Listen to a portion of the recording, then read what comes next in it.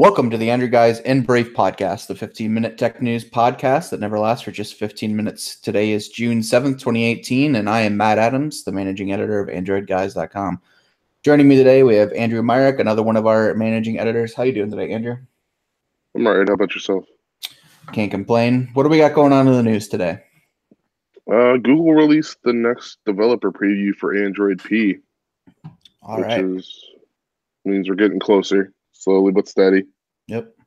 The big thing here, one of the big things here, is that it seems that we have a build number for Android P as it's listed as Android 9 in the version when you update to this developer preview. And we also have the always on display is now showing weather on the lock screen, which for some reason wasn't done before, but it's finally here now.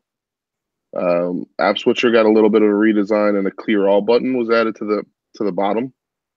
The app drawer isn't as apparent as it used to be, and when the notification shaders drop, the date moved from the top bar to the quick settings card.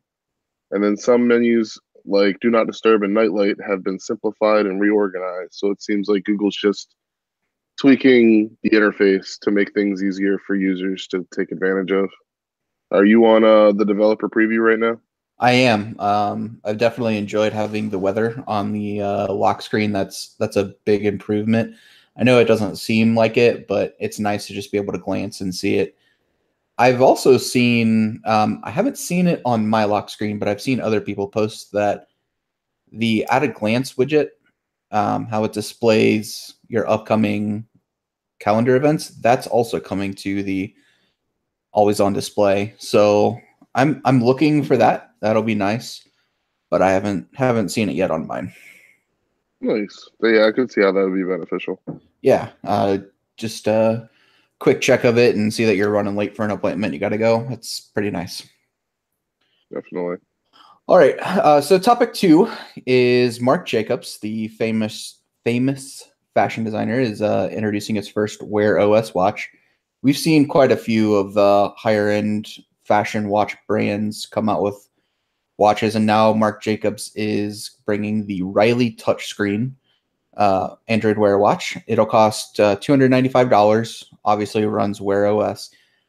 Marc Jacobs says it has a 24-hour battery life, and when that battery dies, you'll have a magnetic wireless charging dock, and it'll recharge the battery in just 3 hours. In the press release, it says it is a versatile watch that you can use from workday to working out. But what it doesn't say is whether there's GPS, heart rate monitoring, or NFC for mobile payments. So we'll have to see if it's actually one of those watches that you're going to want to wear during your workout, or if you're going to want to pick up like a Fitbit too.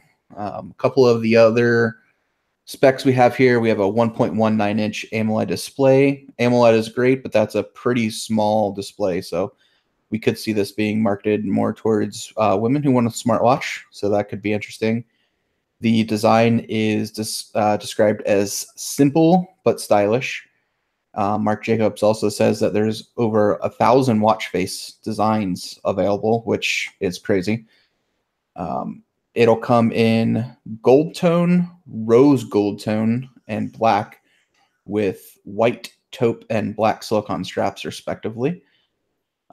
It's going to be using the soon-to-be outdated Snapdragon Wear 2100 processor. We're expecting to see a new processor come from Qualcomm later this year, but that's not going to be in this one.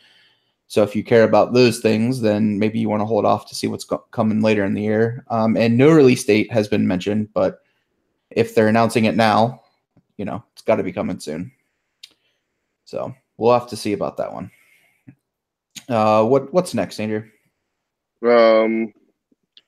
Well, Honor announced earlier this morning or late last night, that a new software update is coming to select Honor phones which will enable a GPU turbo. It's going to be just a regular old software update that comes, but it works with both hardware and software to give more power to the GPU. This is also going to really focus on mid-range phones. like the like the Honor 10 or the Honor 7X, sorry. And Honor even says that this could beat the benchmarking scores of certain flagships, but they didn't mention which phones would be beat, so to speak. And then this will also be coming to the Honor Play smartphone, which is currently just got announced, but I think it's going to only be available in China. That's also going to be coming to the Honor 9i, and it's going to also give those devices AR and VR gaming experiences on those devices. And then the cool thing here is that they're eventually going to roll this GPU turbo out to the Honor 10, Honor View 10, Honor 9 Lite, and the Honor 7X, but they did not mention when those updates would be coming. So what exactly does this update do? What does this GPU turbo, what does it do to make the turbo? It allows the system to divert more power to the GPU so that if you're playing like Fortnite or PUBG on your phone, well, yeah, if you're playing PUBG or Fortnite on your phone, you won't have to worry about any lag or dealing with slower processing because your phone normally wouldn't be able to handle it. That's interesting. I wonder why more phone companies haven't done something like this. Yeah, I'm not sure. It'll be interesting to see if it actually like works as advertised. Yeah, we've got an Honor 10 and an Honor View 10 here in the office, so we'll have to, after we get that update, we'll have to see how things have changed. All right, on to our last topic of the day. This is the big one. The Moto Z3 Play was introduced. This is Motorola's, I don't even know how to describe this anymore, but it's like a mid-range flagship type phone. It straddles that line between flagship and mid-range. In years past, we've seen a 5.5-inch display, and we've always wondered what Motorola is going to do here because they can't change the dimensions of their phone because of the Moto mods that stick to the back. Well, it looks like Motorola is now going with a 6-inch AMOLED display, and they're using that new 18:9 aspect ratio, and they're just getting rid of the bezels on the side of the phone. So it'll still stick in that same frame. It'll just be a bigger display, that's great. We always want bigger displays and smaller bodies. So the fingerprint sensor that had been below the display, that's gone. That's now going to move to the right side of the device. But interestingly, it does not double as a power button. The power button is still on the left side of the device. This is just a little indent for your finger. Not sure I've seen something like that before. It's a little heavier this year at 156 grams, but that's due to the new glass back. Motorola has redesigned a lot of their smartphones, and now we're seeing a really, really pretty glass back design. Couple other things. Google Lens is now built into the Motorola camera app, which is awesome. We talked about Google Lens the other day. Maybe getting off to a little bit of a rough start. But Motorola is all in on it, on those AI capabilities. We're looking at a $499 price point. It'll be available at Best Buy, Walmart, Target, Fry's, B&H Photo. Amazon's going to offer it. So all the places that you would expect to get a unlocked phone. And it'll be coming later this month. Andrew, what do you think about this device? Don't buy it. Don't buy it. Why not? Because for $30 more, you can get the OnePlus 6 with flagship specs. That's a great point. The Motorola Z3 Play, it only, and we say only, but this is still a great processor, only has a Snapdragon 636. It has 4 gigs of RAM, which is great, but again, less than the OnePlus 6. Storage is at 32 or 64 gigs, far less than the OnePlus 6, although this does have a micro SD card slot. The battery is smaller at 3,000 milliamp hours, although it is coming with Android 8.1 Oreo.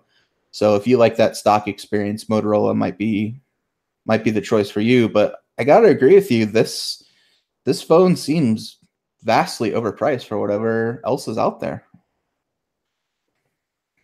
Yeah, I mean, I had the Moto Z2 Play, but Motorola's really strayed from what they were doing with the original Moto Z Play, which was a behemoth, and it had great battery life, and it was just the perfect mid-range / budget phone that you could ask for. And I don't know what they're doing anymore. I really don't. I agree with you. I also had the original Moto Z Play, and I believe I still have one sitting in a drawer somewhere. The battery life on that phone was unreal. I mean, 2 days at least. The Moto Z2 Play killed that battery life. I mean, it was still decent, but nothing like the original Moto Z Play, and that was the huge selling feature there. So I'm not sure what Moto's selling point is here, except being able to get into a phone that can use Moto mods cheaper than buying a flagship. Yeah, I'm not sure either. I mean, Motorola does have the software thing going for them because they have an almost stock experience going on, and then they throw a couple of their own apps like Moto Actions and stuff like that. So there's not actually like there's no extra bloatware if you buy the like unlocked version of it. Yeah, and let's be honest, Motorola does some great stuff with their software, but man, I don't know. I don't know if it's worth picking up that phone over, again, like you said, the OnePlus 6 or I mean, even the Honor View 10. I mean, those are great options in that price point, and I think they offer a lot more than the Moto Z3 Play. Yeah, definitely. I definitely agree with that. All right, well, that'll wrap it up for today. This has been In Brief, the 15-minute tech news podcast that never lasts for just 15 minutes. If you like what you heard today, you can subscribe to the podcast on iTunes, Google Play Music, Simplecast, Pocket Cast, Stitcher. Be sure to subscribe because today we're doing a special episode of Hot Take where we take an in-depth look of the BlackBerry Key 2, the recently announced phone. Also, be sure to head over to AndroidGuys.com. We are currently running a giveaway for both a Huawei Watch 2 Classic and a Huawei Band 2 Pro. You definitely want to get in on those. It's free to get in. We're not asking you to turn over a bunch of personal information. This is just us giving back to the community, hooking up with Huawei. So be sure to check that out. Thanks for joining us, and we'll be sure to catch you next time. All right.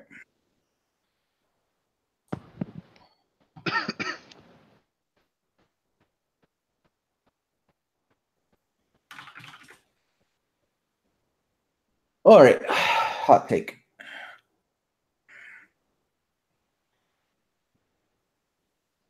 What did we miss in that last one? I feel like we missed something. You guys No, went through the in brief pretty much point by point. I don't think you missed anything. Okay.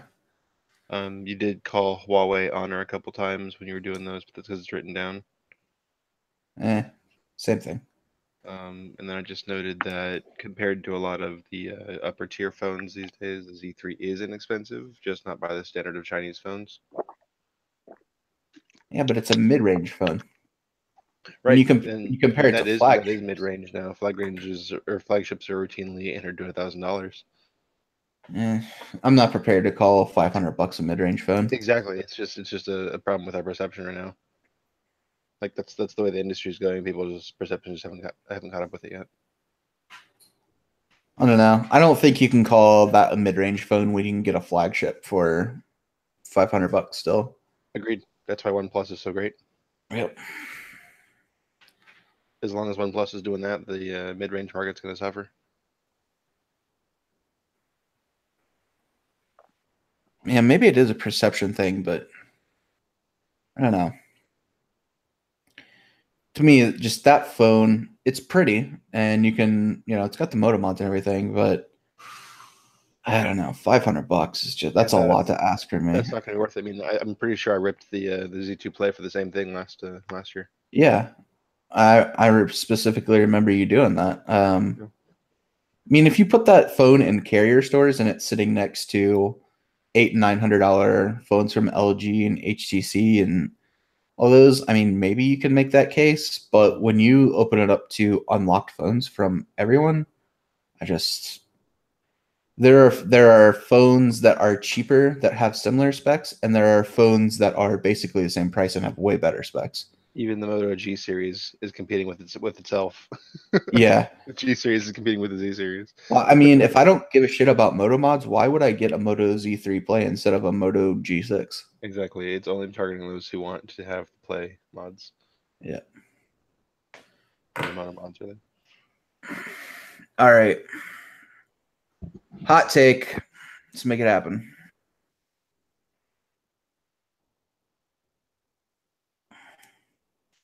You ready? Andrew? But yeah, hold on. All right. All right. Also, you had one of your phones dinged. Yeah, no. I got a Hangouts message. It's Yeah, it's the tablet sitting behind me. I forgot about. Put that shit on DND, son. Yeah. I like the perception that people actually want to talk to me. It's debatable. All right, here we go. Welcome to the Android Guys Hot Take, the podcast where we discuss one topic in depth. Today is June 7th, 2018, and we're talking about the newly announced BlackBerry Key 2. My name is Matt Adams, and I'm the managing editor here at Android Guys. And joining me today, we have Andrew Myrick, another one of our managing editors. How's it going, Andrew? Doing all right. How about yourself? Pretty good, pretty good. All right, BlackBerry Key 2 was announced this morning. What are we looking at here, Andrew? On the spec front, we got the Qualcomm Snapdragon 660 clocked in at 2.2 gigahertz, 6 gigs of RAM, 64 gigs of expandable storage, up to 256 gigs. A dual 12 megapixel camera system with quote unquote improved image stabilization, along with an added portrait mode and optical super zoom mode. And then on the software side of things, we have Android 8.1 Oreo with BlackBerry's D-Tech security software. And the BlackBerry lovers will rejoice as the dedicated hardware keyboard returns. All right. So what are we looking at for price here? Because with those specs, I have a sneaking suspicion I'm going to be disappointed with the price. And those sneaking suspicions would be right. It's priced at $649, which is rough. Yeah. To say the least. Definitely rough. You know, we were just comparing another couple phones, the Moto Z3 Play and the OnePlus 6, and how those prices compare, and those are at the $500 price range. Unless you really love that keyboard, I don't know why you would pick up a BlackBerry Key 2 for $649, do you? Outside of being dedicated to BlackBerry, no, I don't know why you would do that. Unless you wanted something different, because that's how they got everybody with the Key 1 last year, adding bringing back the hardware keyboard. But $649, it's tough to justify that. Yeah, I love the hardware keyboard, but boy, that's a big ask. You have a smaller display because of it. It's only 4.5 inches. And I mean, honestly, let's be honest here. That's more breakable parts. You know, you have a keyboard there. That's something else that can break and pretty much just destroy, you know, your phone. I mean, I'm sure they're well built, but good Lord, I just can't fathom. There are a couple improvements this year. They made a couple design improvements. The glass panel now goes all the way to the top where it didn't last year. There are some bezels that have been cut out. There's a diamond pattern on the back instead of the soft touch from last year. The keyboard is 20% larger, but boy, I just can't make a case for this phone. Now one thing that is cool that they added, which I really like the thought of, is this new speed key. It consists of 9 dots spread out in 3 rows, and it's supposed to enable shortcut access to a bunch of stuff. It says that there's 52 shortcuts that you can set this thing to easily access things like frequent apps, contacts, more. But I don't really know if that's something that you are so pressed on time for, you know, pulling up a frequently used app or a favorite contact. Do you really need a special key just for things like that? Wouldn't it be better if it was like, I don't know, a key for the camera? Something useful? I mean, I guess so. It's just BlackBerry and TCL trying to throw whatever whatever they can to make it seem like it's more useful. I mean, personally, I would love to try this phone out. I've been using a bunch of flagships, and it's been a while since I've switched to like a mid-range phone and used that primarily. And I've seen others like in our industry who reviewed the Key One and ended up sticking with it or buying one of their own just because they liked it so much. Yeah. And this seems like a very much more they BlackBerry and TCL really refined the design of it and added a few extra cool features. And I like the addition of the dual cameras. But in terms of being able to recommend it for the 650, that's tough. But it'd still be fun to use, I think, at least for a small period of time. Yeah, I agree with you. There's definitely been a lot of people in the industry that have stuck with it, which I think says a lot when those people have access to all of the flagships out there that they're sticking with this device. But I'm in the same boat as you. Coming in at $650, it's hard for me to, go out and say to someone, listen, if you really love a keyboard, go pay almost flagship prices for this phone that does not have flagship specs. And what really I harp on is that processor. The 660 is a really, really good processor. It's clocked at 2.2 gigahertz, which, isn't terrible, but it's really hard for me to say, go pick up this phone that does not have the best processor out there and spend $600+. That's a ton of money. For me, the only thing that really saves it is that keyboard and that detect security software, especially if you're a young professional. That I've heard is fantastic. So I just don't know if there is enough value there to pick it up over the OnePlus 6 or even, spend a little bit more and get a flagship like a LG G7 or something. No, yeah, I definitely agree with you there. All right, well, that'll wrap it up for this episode of Hot Take. This is the podcast where we discuss one topic in depth. If you like what you heard today, you can subscribe to the podcast on iTunes, Google Play Music, Simplecast, Pocket Cast, or Stitcher. And if you like free stuff, head over to AndroidGuys.com. We're giving away both a Huawei Watch 2 Classic and a Huawei Band 2 Pro. You can enter for free, and we'll be drawing winners at the end of the month. So thanks for joining us, and we'll catch you next time.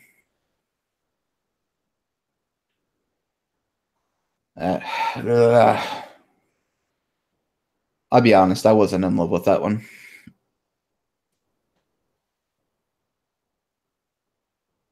Felt like I jumped into, is this a good phone? Way too early. Oh, people want that take, though. That's what they want to hear. I agree, but I felt like we could have made the case a little bit better earlier. Laid out some of the stuff about the phone. Yeah, I mean, we could have. The only thing that I would say that we could have done different is hit the design before we talk about price. But it's not like it's not make or break. Like